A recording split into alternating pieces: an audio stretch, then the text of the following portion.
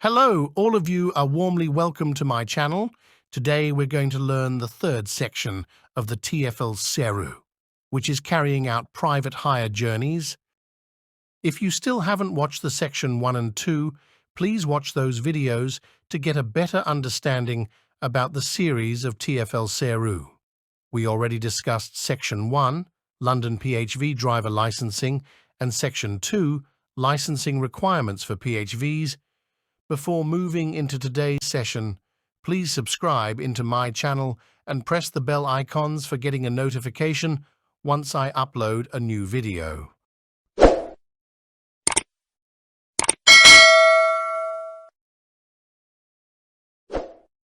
Section 3. Carrying out private hire journeys. Private hire services are an important part of London's transport network, providing a wide range of services for residents and visitors. This section covers the basic requirements for drivers when carrying out private hire bookings. Please watch the full video to make sure that you might not miss any important part of the session. Bookings. As a London PHV driver, you can only carry out bookings that you have received from a licensed London PHV operator. You must carry out these bookings in a London licensed PHV that has PHV license discs on display, unless exempt. You should never accept a booking from an unlicensed operator. If you are in any doubt, you should ask the operator for their operator license number and check their details using the online license checker tool. It is important to remember that a PHV is not a taxi, black cab. This means that you are not allowed to pick people up on the street or at stations or airports unless they have booked you through a licensed operator. This includes the street outside your operator.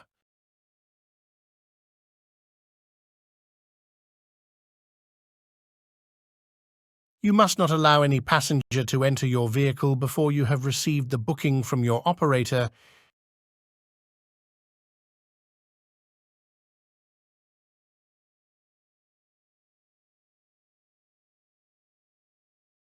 You must not give any sign or say anything to a member of the public that suggests that you are available for hire without a booking.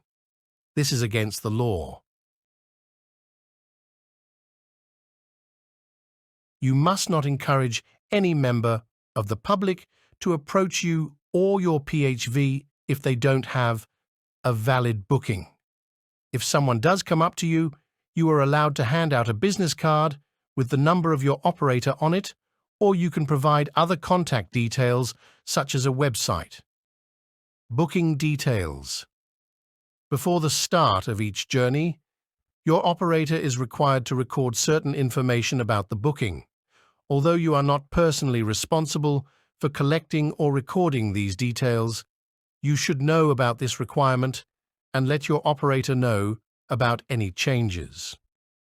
The information your operator must record includes the date the booking is made, and if different, the date of the journey, the name of the person the booking is for, the agreed time and place for picking up passengers, or, if more than one location, the agreed time and place for picking up the first passenger, the main destination, the agreed fare or estimated fare, the name or other identification of the driver carrying out the booking nuddy, the registration number or other identification of the vehicle that will carry out the booking, operating centres in late-night venues.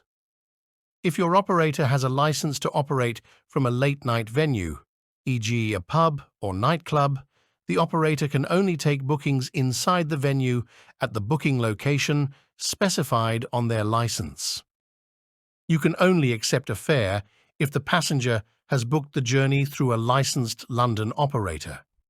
You must not approach people on the pavement or outside a late-night venue to offer them private hire services. If you do this, you may be committing an offence and could be prosecuted. If a customer approaches you, then you should tell them to contact a licensed private hire operator to make a booking. You, as the driver, are responsible for parking your vehicle, the noise it makes, and for your own behavior. Please think about the environment around the operating center and how noise, traffic, and/or customer movement may affect the people living in the neighborhood. Do not behave in an antisocial manner. Do not leave litter in the street or road. Do not go to the toilet in a public place, and do not leave your engine running. Have respect for the area you are working in. Remember, if TFL or the police get complaints about driver behavior, they will investigate, and depending on the sort of complaint they receive, it could result in licensing action or prosecution. Airports. Airports are private property and can make their own rules, bylaws, about taxis and PHVs. Heathrow Airport has its own set of bylaws, which you can find here, opens in a new tab. You should know about these in case you get a booking to or from the airport. You cannot enter Heathrow Airport to pick up passengers unless you have a booking from your operator or you are parking in an official car park or the PHV authorized vehicle area to wait for a booking. When picking up passengers, you must always use an official car park. You should not wait in local car parks or residential streets. Remember that the taxi ranks at Heathrow Airport and London City Airport are for licensed taxis, black cabs, only. You must not stop, wait, pick up or drop off passengers at the airport taxi ranks. Journeys outside Greater London. As a London licensed PHV driver, in a London licensed PHV, you may carry out a private hire booking, accepted by a licensed London PHV operator, where the pickup point and/or the destination for the journey is outside Greater London, as long as the booking has been accepted by a licensed London PHV operator.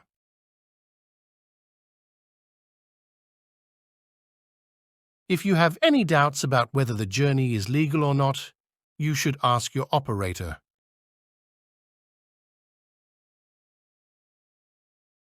Fares. TFL has no power to set or control the fares charged by PHV operators. However, it is important that all customers understand the fare they are going to be charged.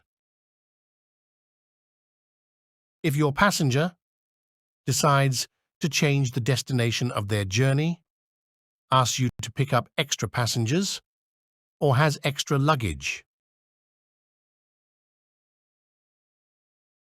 you should tell your operator as soon as it is safe for you to do so.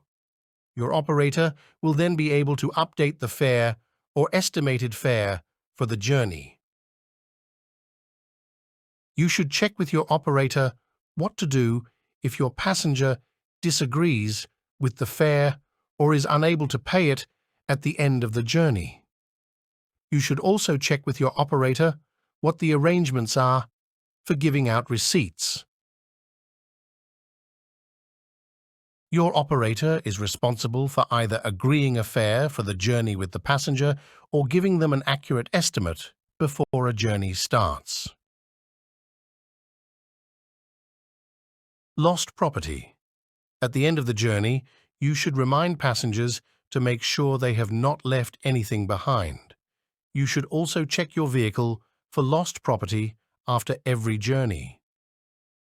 If you find any lost property, you should take it back to your operator. The operator will keep the property and make a record of it. By law, your operator must keep a record of any items of lost property they hold. If you find any lost property, you should take it back to your operator. Suspicious items and behavior. Terrorist attacks can happen at any time or any place without warning. Items left in your vehicle are likely to be items passengers have left behind, but if you are suspicious of an unattended item, call the police immediately on 999 and follow their instructions. Be aware of what is going on around you and of anything that seems different or unusual or doesn't feel right, or anyone that you think is acting suspiciously. It could be someone you know, a passenger, or even someone or something you notice when you are driving that doesn't feel quite right. You can report your concerns about suspicious activity to the Confidential Police Anti-Terrorist Hotline on 0800 789 321. Don't worry about wasting police time or getting someone into trouble. The police will decide if the information you give is important and will treat it as private and confidential. You should always report suspicious objects or vehicles so they can be checked. Don't leave it to someone else to report it.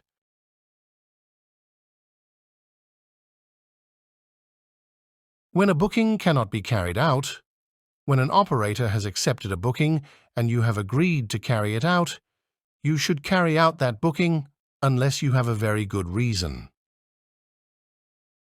There may be situations where you do not feel able or safe enough to take passengers, for example, if they are carrying open bottles or cans of alcohol or anything dangerous or inflammable, or if they are acting in a violent or offensive way. If you do refuse to carry out a booking, be polite and explain why. This could help avoid a complaint. Make sure you tell your operator the full reasons why you did not carry out the booking. Because the operator accepted the booking, the operator is also responsible for either arranging for another driver to carry out the booking or to make it clear to the passenger that it has been cancelled. You must not refuse to take passengers because they are disabled or they are travelling with assistance dogs. Now we have come to the end of the session. I hope that all of you might get a better explanations about the session.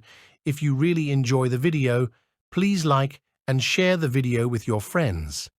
If you have any questions, please leave a comment in the comment section. Thank you. We will meet you with next session. Until then, have a good day. Don't forget, like, comment, subscribe. Thanks for watching.